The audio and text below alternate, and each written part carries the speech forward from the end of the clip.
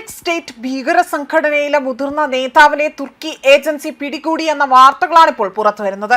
അഫ്ഗാനിസ്ഥാൻ പാകിസ്ഥാൻ അതിർത്തിക്ക് അതിന് സമീപത്ത് നടത്തിയ രഹസ്യ ഓപ്പറേഷനിലാണ് ഇയാളെ പിടികൂടാനായത്.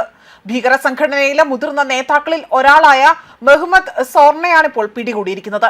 കസ്റ്റഡിയിലെടുത്തയാളെ തുർക്കി ഏജൻസിക്ക് അല്ലെങ്കിൽ തുർക്കിയിലേക്ക് എത്തിച്ചിട്ടുണ്ടെന്നാണ് അറിയാൻ സാധിക്കുന്നതും. പാകിസ്ഥാനെ സഹായിക്കാൻ വേണ്ടിയാകാം ഭീകരൻ അതിർത്തിയിലൂടെ തന്നെ നുഴഞ്ഞു കയറാൻ ശ്രമം നടത്തിയതെന്നാണ് ചില വിലയിരുത്തലടക്കം പുറത്തുവരുന്നത്. കസ്റ്റഡിയിലെടുത്ത ആൾ ഇപ്പോൾ തുർക്കിയിൽ എത്തിക്കുകയും യഹിയ എന്ന പേരിലാണ് മുഹമ്മദ് സോറൻ ഇപ്പോൾ അറിയപ്പെടുന്നത്. ഇറാൻ, അഫ്ഗാനിസ്ഥാൻ, തജാക്കിസ്ഥാൻ, അതുപോലെ തന്നെ മറ്റ് ഉസ്ബാക്കിസ്ഥാൻ തുടങ്ങിയ രാജ്യങ്ങളിലായി തന്നെ പരന്നു കിടക്കുന്ന ബോസൻ പ്രവിശ്യയിലെ IS സംഘടനയുടെ നേതാവാണ് മുഹമ്മദ് സോറൻ. അതേപോലെ തന്നെ പാകിസ്ഥാൻ, അഫ്ഗാനിസ്ഥാൻ എന്നിവിടങ്ങളിലും യൂറോപ്യൻ രാജ്യങ്ങളിലും ചാവേർ ആക്രമണങ്ങൾ സംഘടിപ്പിക്കുന്ന ആളുടെ ഇതാണ് ചുമതലയായി പറയപ്പെടുന്നത്.